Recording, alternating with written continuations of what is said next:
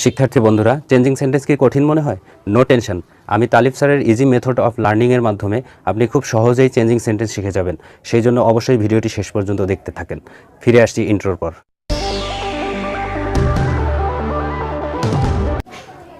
Welcome back. শিক্ষার্থী বন্ধুরা, আমাদের দেশে অনেক শিক্ষার্থী চেঞ্জিং সেন্টেন্সকে অনেক কঠিন বিষয় মনে করে থাকে। কিভাবে অ্যাফার্মেটিভ থেকে নেগেটিভ করতে হয়, কিভাবে সিম্পল থেকে কম্পাউন্ড কমপ্লেক্স, আবার কমপ্লেক্স থেকে সিম্পল কম্পাউন্ড। এছাড়াও আরও রয়েছে পজিটিভ থেকে সুপারলেটিভ, সুপারলেটিভ থেকে পজিটিভ। আবার রয়েছে অ্যাসার্টিভ থেকে ইন্টারোগেটিভ করা, ইন্টারোগেটিভ থেকে অ্যাসার্টিভ করা। এছাড়াও রয়েছে অ্যাসার্টিভ থেকে এক্সক্লামেটরি করা, আবার এক্সক্লামেটরি থেকে অ্যাসার্টিভ করা। নানানভাবে চেঞ্জ করতে হয়। তো আমাদের শিক্ষার্থীদের কাছে এই বিষয়গুলো অত্যন্ত কঠিন মনে হয়। আমি আবু তালিব স্যার আপনাদেরকে এত সহজ করে বিষয়গুলো তুলে ধরবো যে আপনারা সহজেই বুঝে যাবেন। তবে সবগুলো বিষয় একই ভিডিওতে দেওয়া সম্ভব নয়। আমি এই জন্য ভিডিওগুলো পার্ট পার্ট করে পর্ব আকারে দেব। তাই আপনারা অবশ্যই আমার প্রত্যেকটা পর্বই দেখবেন। আর প্রত্যেকটা পর্বই পেতে হলে অবশ্যই আমার চ্যানেলটিকে সাবস্ক্রাইব করে পাশে থাকা বেল বাটনটিতে ক্লিক করে সেটা অন করে রাখতে হবে, কারণ তা না হলে অবশ্যই আপনি আমার ভিডিওগুলো মিস করবেন। তো প্রত্যেকটা ভিডিও যদি পেতে চান তাহলে অবশ্যই চ্যানেলটি সাবস্ক্রাইব করুন। আর আজকে এই বিষয়টি আলোচনার জন্য আমি একটা স্ক্রিনের মাধ্যমে আলোচনা করব। আজকের আলোচ্য বিষয় হচ্ছে অ্যাফার্মেটিভ থেকে নেগেটিভ করা এবং নেগেটিভ থেকে অ্যাফার্মেটিভ করা। তো চলুন স্ক্রিনে যাওয়া যাক।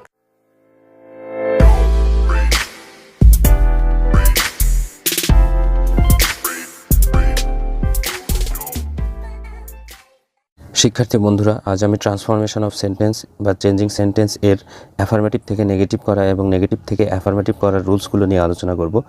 তবে তার আগে আমাদের এটা জানতে হবে যে ট্রান্সফরমেশন অফ সেন্টেন্স বা চেঞ্জিং সেন্টেন্স কী, কারণ আজকে আমার চেঞ্জিং সেন্টেন্সের ধারাবাহিক পর্বের প্রথম পার্ট। সো এই ব্যাপারে একটু ধারণা পাওয়া খুবই জরুরি। এই জন্যই আমি এই বিষয়টি আপনাদের সামনে তুলে ধরছি। একটু মনোযোগ সহকারে এবং ধৈর্য সহকারে ভিডিওটি শেষ পর্যন্ত দেখবেন।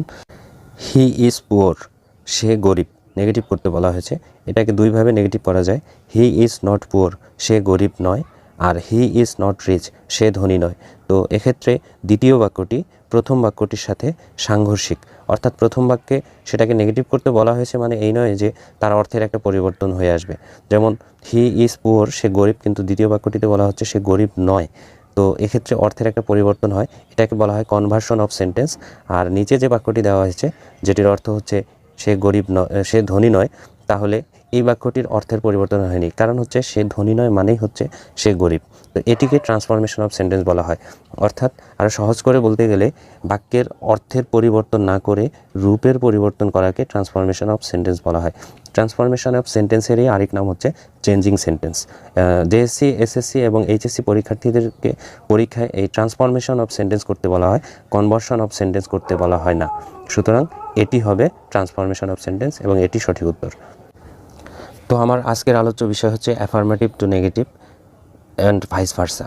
এটি একটু ক্লিয়ার করে বলি। অ্যাফার্মেটিভ টু নেগেটিভ দ্বারা বলতে বোঝানো হয়েছে হাবোধক বাক্যকে নাবোধক করা, আর ভাইস ভার্সা বলতে সেই জিনিসটাই বোঝানো হয় যে তার বিপরীত। তার বিপরীত বলতে নেগেটিভ, এর বিপরীত হবে এখানে অ্যাফার্মেটিভ। এইটাই আমি যে রুলসগুলো আলোচনা করব, এই রুলসগুলো অবশ্যই আপনি শোনার সময় খেয়াল করবেন যে হাবোধক বাক্যটিকে যে পদ্ধতিতে আপনি নাবোধক করছেন তার ঠিক উল্টো পদ্ধতিতে আপনি আবার হাবোধক করতে পারবেন। সো সবগুলো রুলসকেই আপনি একটু বিপরীত দিক থেকেও ভেবে নেবেন, তাতে করে এখানে অ্যাফার্মেটিভ থেকে নেগেটিভও শেখা হয়ে যাবে এবং নেগেটিভ থেকে অ্যাফার্মেটিভও শেখা হয়ে যাবে। তো আজকে আমাদের প্রথম রুলস অনলি বা অ্যালন। অনলি বা অ্যালন যদি অ্যাফার্মেটিভ বাক্যে থাকে তাহলে সেটা নেগেটিভ করার সময় ব্যক্তির ক্ষেত্রে একরকম চেঞ্জ হবে, বস্তুর ক্ষেত্রে আরেক রকম চেঞ্জ হবে এবং বয়স বা সংখ্যার ক্ষেত্রে আরেক রকম চেঞ্জ হবে। একটু খেয়াল করি, এখানে প্রথম বাক্যটি অনলি প্রান্ত ক্যান ডু ইট। এই বাক্যটি দ্বারা মূলত অনলি দ্বারা প্রান্তকে বোঝানো হয়েছে। সো এই ক্ষেত্রে যেহেতু প্রান্ত ব্যক্তি, সেহেতু এটা নান বাটে পরিণত করতে হবে। সো নান বাট প্রান্ত ক্যান ডু ইট। দ্বিতীয় বাক্যটি খেয়াল করুন, আই ওয়ান্ট অনলি এ বুক। এই বাক্যে অনলি দ্বারা এ বুক বা বইকে বোঝানো হয়েছে, যেটি একটি বস্তু। সুতরাং এই বাক্যটি বি নম্বরের নিয়ম অনুসারে চেঞ্জিং হবে, অর্থাৎ আই ওয়ান্ট নাথিং বাট এ বুক। আমি বই ছাড়া কিছুই চাই না। তৃতীয় বাক্যটি খেয়াল করুন, মাই brother is only 20 years old. আমার ভাইয়ের বয়স মাত্র 20 বছর। এখানে খেয়াল করার বিষয় হলো যে 20 একটি সংখ্যা, আবার 20 ইয়ার্স ওল্ড হচ্ছে বয়স। সো বয়স বা সংখ্যা দুটোই বোঝাচ্ছে এখানে। সেই ক্ষেত্রে অনলিকে নট মোর দেন অথবা নট লেস দেন দ্বারা পরিবর্তন করতে হবে, অর্থাৎ বাক্যটি হচ্ছে মাই brother is not more than 20 years old, যার অর্থ হচ্ছে আমার ভাই 20 বছরের বেশি বয়স নয়। আর my brother is not less than 20 years old, যার অর্থ হচ্ছে আমার ভাইয়ের 20 বছরের কম বয়স নয়। এরপরের রুলসটি হচ্ছে অ্যাফার্মেটিভে থাকবে বোথ ড্যাশ অ্যান্ড, এবং শুধু অ্যান্ডও থাকতে পারে। আর সেটা নেগেটিভে হবে নট অনলি বাট অলসো। খেয়াল করতে হবে বোথের স্থানে নট অনলি বসবে, অ্যান্ডের স্থানে বাট অলসো বসবে। তবে শুধু অ্যান্ড দ্বারা যদি দুটো নাউন যুক্ত থাকে সেই ক্ষেত্রে প্রথম নাউনটির আগে নট অনলি বসবে এবং দ্বিতীয় নাউনের আগে যেখানে অ্যান্ড থাকবে সে জায়গায় বাট অলসো বসবে। So both Rana and Mona are brilliant, এটাকে নেগেটিভ করতে হলে হবে not only Rana but also Mona are brilliant. অর্থ দাঁড়াবে প্রথমটি দ্বারা রানা এবং মোনা উভয়ই মেধাবী, আর দ্বিতীয়টি দ্বারা বোঝাবে শুধুমাত্র রানাই নয় বরং মোনাও মেধাবী। এরপরে বাক্যটিতে আসছি, অ্যাফার্মেটিভে অ্যাজ সুন অ্যাজ থাকলে নেগেটিভ করার সময় নো সুনার হ্যাড ড্যাশ দেন বসে, অর্থাৎ বাক্যটি নো সুনার হ্যাড দিয়ে শুরু হবে এবং অ্যাফার্মেটিভ সেন্টেন্সটি যে জায়গায় কমা থাকবে সে জায়গায় দেন বসাতে হবে। আরেকটু সহজে ব্যাখ্যা করে বলি, as soon as I finished the work I went away, আমি যেইমাত্র কাজটি শেষ করলাম সেইমাত্র চলে গেলাম। আর এই বাক্যটির অর্থ দাঁড়ায় no sooner had I finished the work then I went away, আমি কাজটি শেষ করতে না করতেই চলে গেলাম। তো এখানে আরেকটি বিষয় লক্ষ্য করার হচ্ছে যে এই নো সুনার হ্যাড যুক্ত অংশ অর্থাৎ প্রথম ক্লোজে V3 বসে। V3 হচ্ছে ভার্বের পাস্ট পার্টিসিপল। সো এখানে ফিনিশড ভার্বটি হচ্ছে প্রথম ক্লোজের ভার্ব, যেটি পাস্ট পার্টিসিপল হিসেবে ব্যবহৃত হয়েছে। আরেকটা বিষয় হচ্ছে যে এই বাক্যেও আপনি ফিনিশড দেখতে পাচ্ছেন, তো মনে হবে যে এটাও পাস্ট পার্টিসিপল হচ্ছে, এটাও পাস্ট পার্টিসিপল, কিন্তু আসলে তা না। নো সুনার হ্যাড যুক্ত বাক্যের এই ফিনিশড ভার্বটি হচ্ছে পাস্ট পার্টিসিপল, কিন্তু অ্যাজ সুন অ্যাজ যুক্ত বাক্যের এই ফিনিশড ভার্বটি হচ্ছে পাস্ট ফর্ম। আমাদের 4 নম্বর রুলস হচ্ছে অ্যাফার্মেটিভে দি প্লাস সুপারলেটিভ ডিগ্রি থাকবে, আর সেই ক্ষেত্রে নেগেটিভে সেটা নো আদার দিয়ে পরিবর্তন করতে হবে। একটু খেয়াল করবেন অ্যাফার্মেটিভ সেন্টেন্সটি, প্রান্ত is the best boy in the class, এখানে দি এবং সুপারলেটিভ ডিগ্রি বেস্ট দেওয়া আছে। এটাকে নেগেটিভে চেঞ্জ করার জন্য প্রথমে নো আদার দিয়ে শুরু করতে হবে। So no other boy in the class is so good as Pranto. তো এই বাক্যটিতে যে ফরমেশনে মানে যে স্ট্রাকচারে গঠন করা হয়েছে সেই স্ট্রাকচারটি আমি নিচে দিয়ে দিয়েছি, আপনারা একটু দেখে নেবেন। নো আদার প্রথমে বসেছে, তারপরে সুপারলেটিভ ডিগ্রি এর পরের অংশ অর্থাৎ বয় in the class, boy in the class, তারপরে বসেছে ভার্ব, এই যে ইজ ভার্ব, তারপরে বসেছে সো, তারপরে গুড, গুড হচ্ছে পজিটিভ ডিগ্রি অব অ্যাডজেক্টিভ, অর্থাৎ এখানে যে ডিগ্রিটি দেওয়া আছে সুপারলেটিভ ডিগ্রি বেস্ট, এইটার পজিটিভ ডিগ্রি হচ্ছে গুড। এরপরে একটি অ্যাজ বসাতে হবে, তারপরে ফার্স্ট সাবজেক্ট অর্থাৎ প্রথম সাবজেক্ট প্রান্ত শেষে বসেছে। আমাদের 5 নম্বর রুলসটি হচ্ছে অ্যাফার্মেটিভে এ, অল অথবা এভরি এর পরে যদি সাবজেক্ট থাকে তাহলে সেটা নেগেটিভ করা যাবে এই 3 ভাবে। প্রথম বিষয়টি হচ্ছে there is no dash but, এটি ব্যাখ্যা করে একটু পরেই বলছি। তারপরের বিষয়টি হচ্ছে there is no dash who or which plus does not, তারপরে সি নাম্বার নিয়মে হচ্ছে নো। 3 ভাবে করা যাবে। ব্যাখ্যাগুলো এখন দেখি।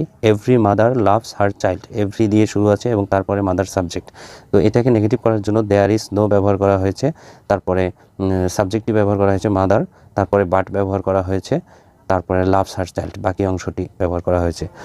দ্বিতীয় নিয়মে দেখেন there is no mother who does not love her child, এখানে হু ব্যবহার করা হয়েছে, তবে নিয়মে বলা আছে হু বা হুইচ। আসলে ব্যক্তিকে বোঝালে হু ব্যবহার করতে হবে আর বস্তুকে বোঝালে হুইচ ব্যবহার করতে হবে। তো মাদার ব্যক্তি একজন, সো তার ক্ষেত্রে হু ব্যবহার করা হয়েছে।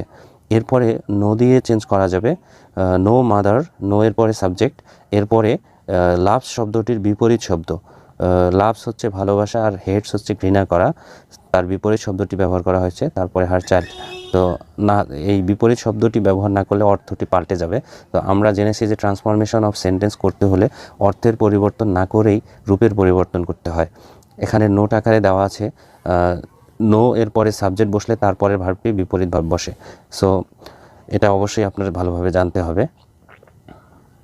এরপরের রুলসটি হচ্ছে must, have to or bound. অ্যাফার্মেটিভে থাকলে নেগেটিভে cannot but plus verb one, verb one হচ্ছে ভার্বের প্রেজেন্ট ফর্ম, আর এছাড়া বিকল্প আরেকটি উপায় হচ্ছে cannot help plus verb one plus ING, অর্থাৎ ভার্ব ওয়ানের সাথে আইএনজি যোগ করতে হবে। আমরা উদাহরণগুলো দেখি। You must respect your seniors, আপনি অবশ্যই আপনার বড়দেরকে সম্মান করবেন, অবশ্যই বোঝাচ্ছে।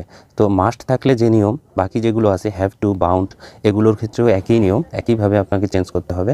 তো নেগেটিভ বাক্যটি খেয়াল করি। প্রথমটি, you can not but respect your seniors, আপনি পারেন না তবুও আপনার সিনিয়রদেরকে আপনাকে শ্রদ্ধা করতে হবে। দেন দ্বিতীয় বাক্যটি, you can not help respecting your seniors. তো এই বাক্যটিতে একটি বিষয় খেয়াল করার, যে হেল্প থাকলে মূল ভার্বটা অর্থাৎ যে ভার্ব ওয়ান আছে সেটির সাথে আইএনজি যোগ করতে হবে। আমাদের আরেকটি বিষয় জানার হচ্ছে যে অল কখনো কখনো অ্যাডজেক্টিভ হিসেবে ব্যবহৃত হয় অ্যাফার্মেটিভ সেন্টেন্সে, সেটা নেগেটিভ করার সময় শুধুমাত্র নো দিয়ে করতে হবে। খেয়াল করবেন, অল মেন আর মর্টাল, সকল মানুষই মরণশীল। এটা নেগেটিভ হচ্ছে নো ম্যান ইজ ইমর্টাল, কোনো মানুষই অমর নয়। এবার আরেকটি বিষয় খেয়াল করার, অলের পরে মেন যেটা প্লুরাল নাম্বার, তারপরে যে ভার্বটি ব্যবহৃত হয়েছে সেটিও প্লুরাল নাম্বার আর। এরপরে নেগেটিভে খেয়াল করুন, নো এর পরে ম্যান সিঙ্গুলার নাম্বার, এরপরে যে ভার্বটি ব্যবহার করা হয়েছে সেটিও সিঙ্গুলার নাম্বার। আর এখানে মর্টাল শব্দটির বিপরীত শব্দ ইমর্টাল ব্যবহার করা হয়েছে। এরকমটা কারণ কি? এরকমটার কারণ হচ্ছে অলের পরে সবসময় যেহেতু সকলকেই বোঝায় সেহেতু এর পরে নাউনটি প্লুরাল হয়, কিন্তু নো এর পরের নাউনটি সিঙ্গুলার হয়। তো আগের বাক্যে অর্থাৎ প্রথম বাক্যে নাউনটির পরের, যেহেতু নাউনটাই সাবজেক্ট হয়েছে, তারপরের ভার্বটা প্লুরাল করা হয়েছে, কারণ সাবজেক্ট ভার্ব এগ্রিমেন্ট অনুযায়ী নাউন প্লুরাল হলে, সাবজেক্ট প্লুরাল হলে ভার্ব প্লুরাল হয়, আর সাবজেক্ট সিঙ্গুলার হলে ভার্ব সিঙ্গুলার হয়। এক্ষেত্রে আপনার মর্টালকে কেন বিপরীত করা হয়েছে? যেহেতু নো দিয়ে ব্যবহার করা হয়েছে, নো দিয়ে বাক্যটিকে নেগেটিভ করা হয়েছে, সেহেতু অবশ্যই যে অ্যাফার্মেটিভ ওয়ার্ড বা মূল শব্দটি আছে তার বিপরীতটি বসাতে হবে। মর্টালের বিপরীত ইমর্টাল, সেজন্য এটা ব্যবহার করা হয়েছে। আমাদের 7 নম্বর রুলস হচ্ছে জেনারেল অ্যাফার্মেটিভ, অর্থাৎ কিছু অ্যাফার্মেটিভ সেন্টেন্স আছে যেগুলো নট যোগ করে এবং মূল অ্যাফার্মেটিভ শব্দটির বিপরীত শব্দ ব্যবহার করে নেগেটিভ করতে হয়। একটু খেয়াল করবেন, অ্যাফার্মেটিভ সেন্টেন্সটি হচ্ছে হি লাভস মি, সে আমাকে ভালোবাসে। এর নেগেটিভটি হচ্ছে he does not hate me, সে আমাকে ঘৃণা করে না। সো নট ব্যবহার করা হয়েছে, আবার হেট ব্যবহার করা হয়েছে। এখানে আরেকটি বিষয় বলার মতো, সেটি হচ্ছে ডাজ কেন ব্যবহার করা হলো। ডাজ ব্যবহার করার কারণ হচ্ছে বাক্যটা নেগেটিভ করা হচ্ছে, এটাতে কোনো সাহায্যকারী ভার্ব নেই, তাই দ্বিতীয় বাক্যটিতে একটি সাহায্যকারী ভার্ব নিয়ে নেগেটিভ করতে হবে।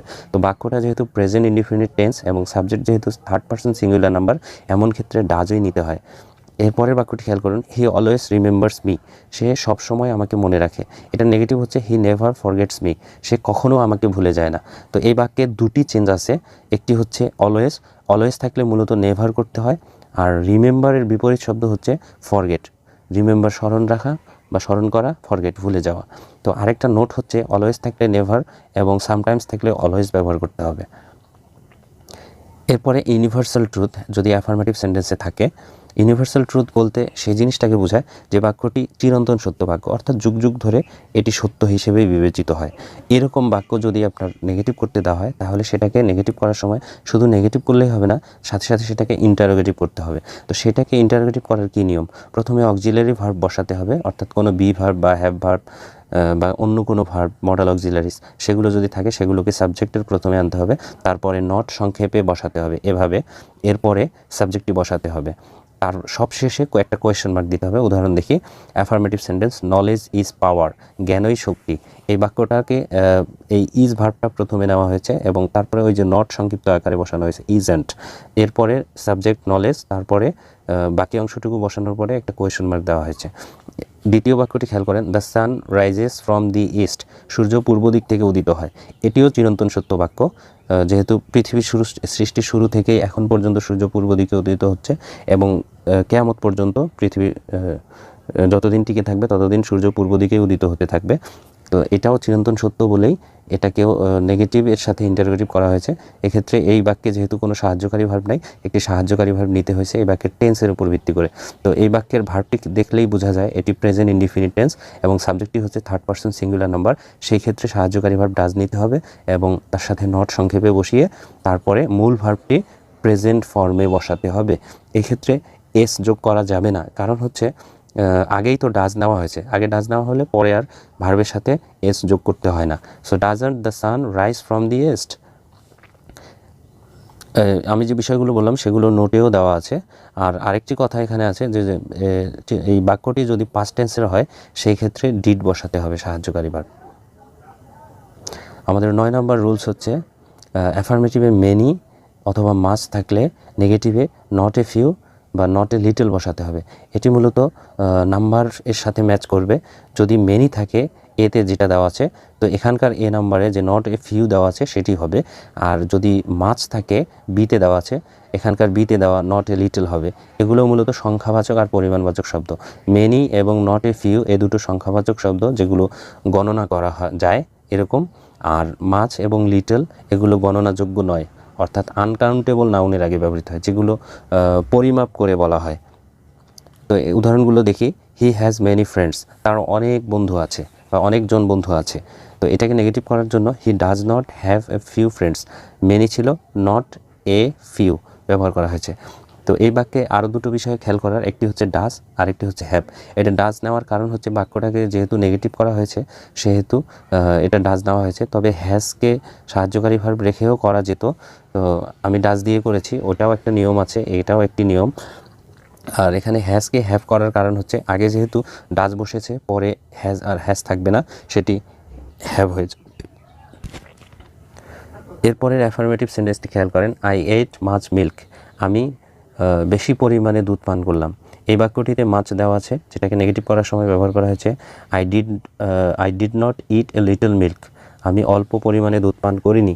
তো নট এ লিটল ব্যবহার করা হয়েছে। আর ডিড ব্যবহার করার কারণ হচ্ছে এই বাক্যটি পাস্ট ইনডিফিনিট টেন্সের। পাস্ট ইনডিফিনিট টেন্সের ক্ষেত্রে সাহায্যকারী ভার্ব ডিড ব্যবহার করতে হয়। এগুলো নোটে দেওয়া আছে। তবে আরেকটি বিষয় লক্ষণীয়, সেটি হচ্ছে এখানে এট পাস্ট ফর্মে ছিল আর এখানে ইট প্রেজেন্ট ফর্মে করা হয়েছে। কারণ হচ্ছে আগে যেহেতু সাহায্যকারী ভার্ব ডিড নেওয়া হয়েছে, সেহেতু পরে মূল ভার্বটি আর পাস্ট ফর্মে হবে না, সেটি প্রেজেন্ট ফর্মে হবে। কারণ দুটোই যদি পাস্ট ফর্মে হয় তাহলে সেটি ইংলিশ গ্রামারে অনুমোদনযোগ্য নয়। আমাদের 10 নম্বর রুলস হচ্ছে এ ফিউ এ লিটল। অ্যাফার্মেটিভে এরকম থাকলে নেগেটিভে হবে নট মেনি বা নট মাচ। এক্ষেত্রেও নাম্বারের একটা মিল থাকতে হবে। এ নাম্বারের সাথে এ নাম্বার, বি নাম্বারের সাথে বি নাম্বারের ম্যাচ করে আপনাকে বুঝতে হবে এবং চেঞ্জ করতে হবে। এ ফিউ থাকলে নট মেনি হবে, এ লিটল থাকলে নট মাচ হবে। তো উদাহরণ দেখি। He has a few friends, তার অল্প কয়েকজন বন্ধু আছে। এটা নেগেটিভ করা হয়েছে। হি does not have many friends, তার বেশি বন্ধু নেই। তো এ ফিউ এর পরিবর্তে নট মেনি ব্যবহার করা হয়েছে। আর এখানে ডাজ এবং হ্যাভ ব্যবহার করার নিয়ম 9 নম্বর রুলসে যে নিয়মে হয়েছে সেই নিয়মেই এখানেও প্রযোজ্য। এরপরের বাক্যটি I ate a little milk, আমি অল্প পরিমাণে দুধ পান করলাম। এটা নেগেটিভ হচ্ছে I did not it much milk, আমি বেশি পরিমাণে দুধ পান করিনি। তো এখানে নট মাচ ব্যবহার করা হয়েছে এ লিটলের পরিবর্তে। তবে এই ডিড ব্যবহার করার কারণে আগের সেন্টেন্সটি অর্থাৎ 9 নম্বরে যেটা আমরা জানলাম ওই একই কারণে এখানেও মূল ভার্বটিকে প্রেজেন্ট করা হয়েছে। তো এখানেও ওই নোটটি দেওয়া আছে, আপনারা একটু পড়ে নেবেন প্রয়োজনে। ভিডিওর যে জায়গাটি বা যে পার্টটি আপনি ভালোভাবে বুঝতে পারেননি সেই পার্টটি আপনি পজ করে প্রয়োজনে স্ক্রিনশট নিয়ে সেটাকে স্টাডি করবেন, প্রয়োজনে খাতায় নোট করবেন, করে জানবেন। তো বন্ধুরা, আজকের ভিডিও এই পর্যন্তই। পরবর্তীতে আমার পার্ট 2 আসছে। আজকের ভিডিওটি যদি ভালো লাগে অবশ্যই লাইক, কমেন্ট ও শেয়ার করবেন। আর পরবর্তী পার্ট পেতে হলে অবশ্যই চ্যানেলটি সাবস্ক্রাইব করে রাখবেন, পাশাপাশি বেল আইকনটিতে ক্লিক করে অন করে রাখবেন। তাতে করে আপনি সহজে আমার পরবর্তী ভিডিওটি পেয়ে যাবেন। তো ভালো থাকবেন, সুস্থ থাকবেন। আল্লাহ হাফেজ।